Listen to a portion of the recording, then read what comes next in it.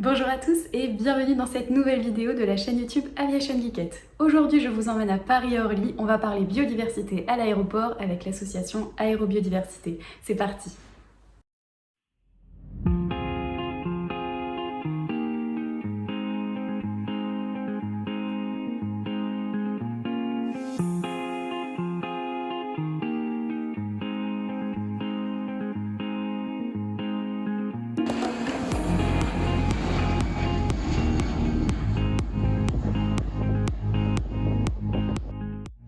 Pour comprendre les enjeux de l'aéroport d'Orly, adressons-nous aux spécialistes de la plateforme.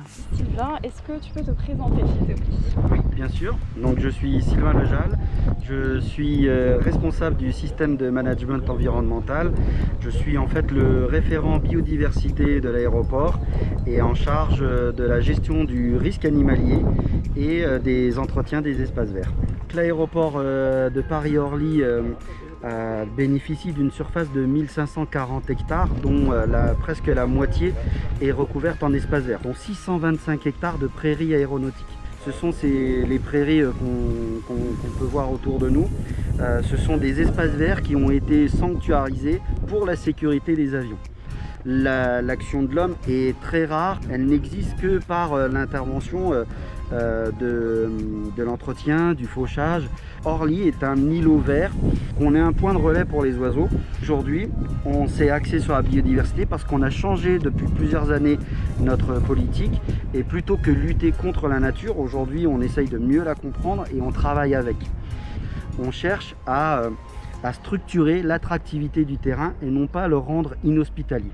Le travail avec la nature, il répond à nos objectifs opérationnels de protection en matière de risque animalier et au final on fait de la protection en termes de biodiversité, on soutient une action favorable à la biodiversité.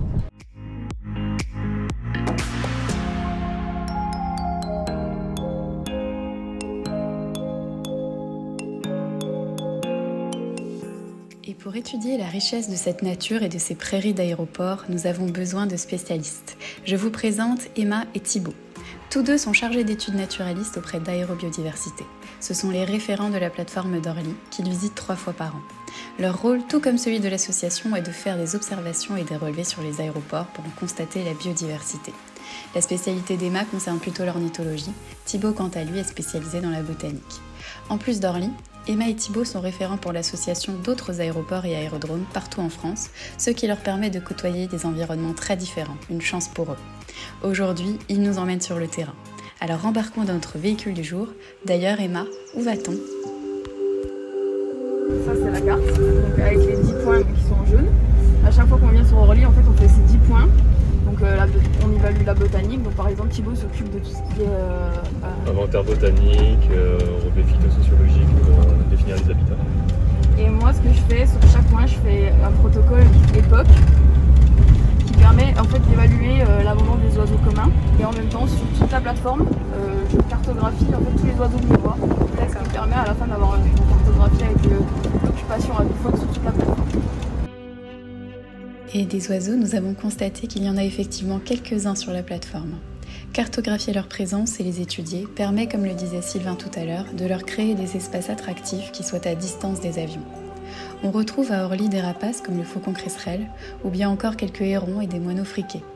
Ces derniers ont quasiment disparu du reste de la région parisienne, Orly est leur refuge.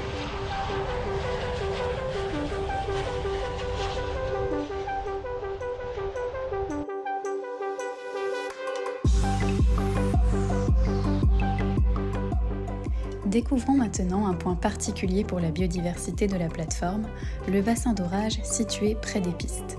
Il faut savoir qu'à Orly, toutes les eaux de pluie sont récupérées et traitées dans la station d'épuration de l'aéroport. En cas de pluie intense, lorsque la station d'épuration est saturée, ce bassin joue un rôle de tampon. Problème initialement identifié, l'eau attire les oiseaux. Un filet anti-aviaire a donc été installé, du moins jusqu'en 2016. Le bassin étant finalement peu souvent rempli d'eau, il était inutile de le recouvrir. Ça a été une des démarches qu'on a entrepris en 2016, c'est de supprimer le filet. C'est plus simple pour nous à entretenir et c'est favorable, ça correspond à notre démarche en faveur de la biodiversité.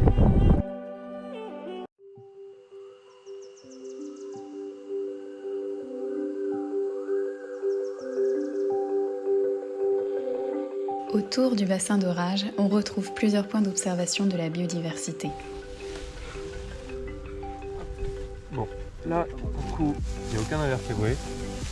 Ce qui est aussi quand même intéressant, même s'il n'y a rien, c'est que là, en fait, on voit une traînée qui a été faite par un rongeur. D'accord. Présence de rongeurs. Ok. Petite toile d'araignée, il y a pas mal de trucs qui Il y font. a quand même de la vie.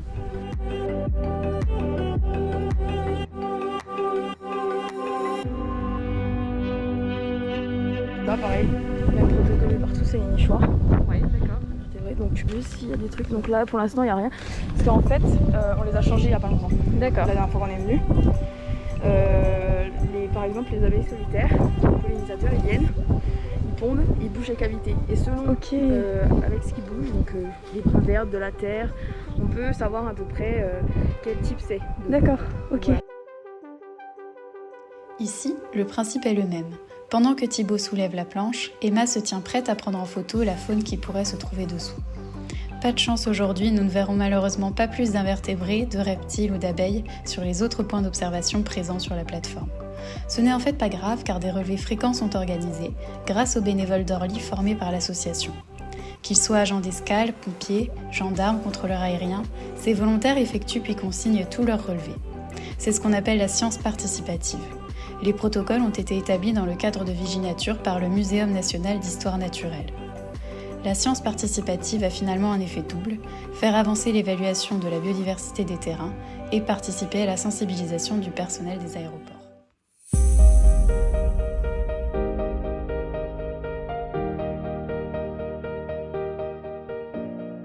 Le bassin d'orage, avec son taux d'humidité, est propice au développement de la faune et notamment des libellules et des papillons. C'est toutefois dans un autre endroit d'Orly que nous avons fait tous ensemble à Transect un protocole qui sert à identifier et dénombrer les papillons. Pour ce faire, nous parcourons à pied une ligne sur 100 mètres pendant 10 minutes et comptons tous les papillons aperçus avant de les classer à l'aide des groupes d'identification représentés sur la feuille de protocole.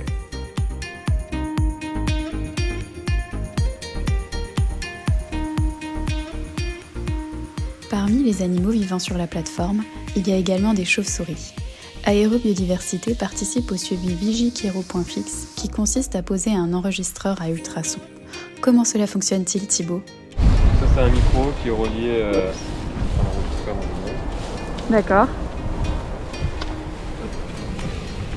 Du coup, Et donc ça, vous l'avez mis en place hier ? on l'a mis la veille.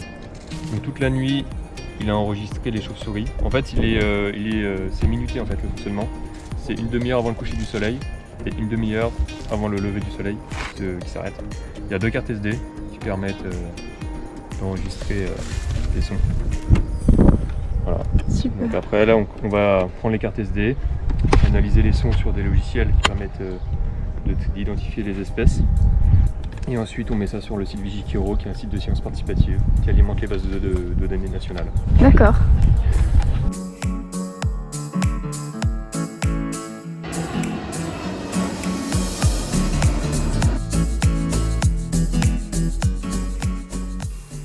Passons à présent à la partie botanique.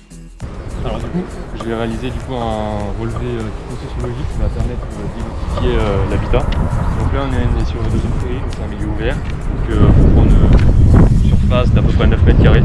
Cette zone là on va l'identifier intégralement, on va faire ce qu'on appelle un relevé exhaustif. Ça veut dire qu'on va relever chaque espèce différente qu'il y a. Donc première étape, c'est de noter la surface, donc là on est sur du 9 mètres carrés. Ensuite on identifie la hauteur, donc là on est à peu près à 50 cm de haut, donc ça on le note. Et ensuite on identifie les espèces. Donc d'abord on a plusieurs groupes, déjà donc on a les graminées, donc ce sont on va dire plus communément ce qu'on appelle les herbes. Donc là c'est une graminée qu'on appelle Arenatherium elasus. Ça c'est du dactyle gloméré, Dactylis glomerata.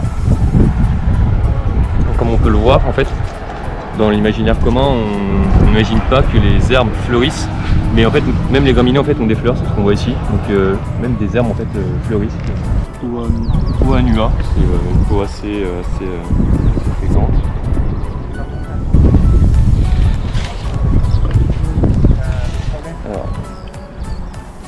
Donc ça, c'est ce qu'on appelle les plantes de la famille des Vicia. Hop. Ici, on a du trèfle. Il faut savoir que le trèfle fleurit. Ok. Voilà. Ici, on avait de l'éryngium. C'est du cardus, je veux dire. Donc, en fait, c'est des chardons. On pourrait dire plus communément une mauvaise herbe, mais il n'y a pas de mauvaise herbe en réalité. Chaque plante est intéressante. Donc ça, c'est du brome. C'est une autre graminée que je n'avais pas vu tout à l'heure. D'accord. C'est du Bromus ordeaceus. On pourrait croire que que toutes les graminées sont de la même espèce, mais rien qu'au niveau des graminées, on a 3-4 espèces différentes. Thibaut répétera l'opération du relevé phytosociologique à plusieurs endroits de la plateforme. À noter aussi la présence d'orchidées, dont celle-ci que nous avons trouvée. Sur tous les aéroports et aérodromes qui font partie de l'association Aérobiodiversité, ce sont en tout 45 espèces d'orchidées qui ont été identifiées.